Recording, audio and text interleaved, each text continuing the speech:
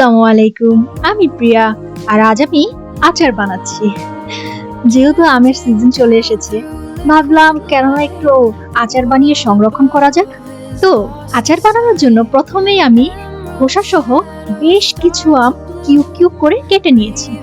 দেন এটাতে একটু লবণ হলুদ দিয়ে এটাকে আমি খুব ভালো করে মাখিয়ে নিলাম। তারপর এটাকে আমি একদিন বারান্দায় খুব ভালো করে শুকিয়ে নিয়েছি। আমার বারান্দায় মোটামুটি ভালো রোদই আসে, সেই রোদে এটাকে শুকিয়ে নিয়েছি। দেন চলে আসলাম রান্নার কাজে। এখানে পর্যাপ্ত তেল দিয়ে, যেহেতু আমি আচারের তেলটা খুব একটা খাই না, আর আচারটা যেহেতু আমি ফ্রিজে সংরক্ষণ করি, তাই তেল আমি খুব বেশি দিলাম না, মানে ডুবো তেল দিতে হবে এরকম কিছু না।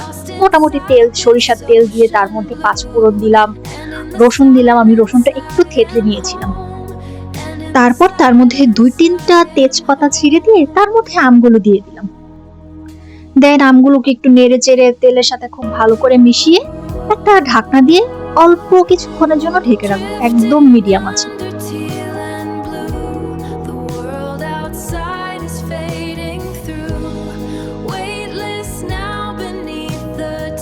এই তো 4-5 মিনিট হয়ে গেছে। এই তো দেখা যাচ্ছে আমগুলো একদম সেদ্ধ হয়ে নরম হয়ে যায়নি, আবার একদম কাঁচাও নেই, জাস্ট হালকা নরম হয়েছে, যেটা অ্যাকচুয়ালি আমি চাচ্ছিলাম। তারপর আমি এখানে 1 কাপের মতো চিনি দিয়েছি। আমি চিনিটা একটু বেশি দিয়েছি কারণ আমটা বেশ টক ছিল। আপনারা চিনিটা আপনাদের টেস্ট অনুযায়ী দিতে পারেন। দেন আমি এখানে একে একে ধনিয়া পাউডার, পাঁচফোড়নের গুঁড়ো এবং চিলি ফ্লেক্স দিয়ে দিয়েছি। ঝালটাও আপনাদের রেফারেন্স অনুযায়ী আপনারা দিতে পারেন।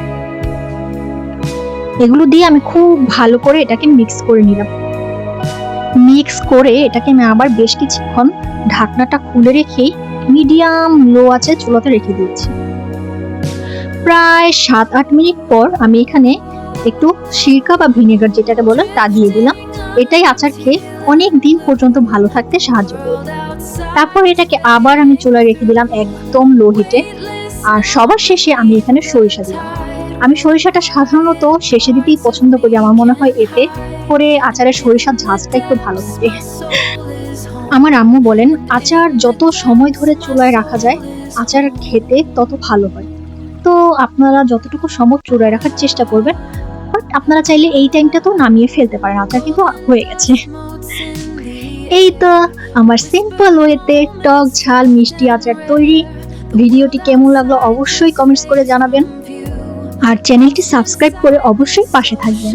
তো আজ এই পর্যন্তই। সবাই সুস্থ থাকবেন, ভালো থাকবেন, আমার জন্য দোয়া করবেন। আল্লাহ হাফেজ। আর হ্যাঁ, আপনারা কিন্তু দেখছেন Russell and Piyas life. Please subscribe Russell and Piyas life এবং আমাকে প্রেস করতে ভুলো না।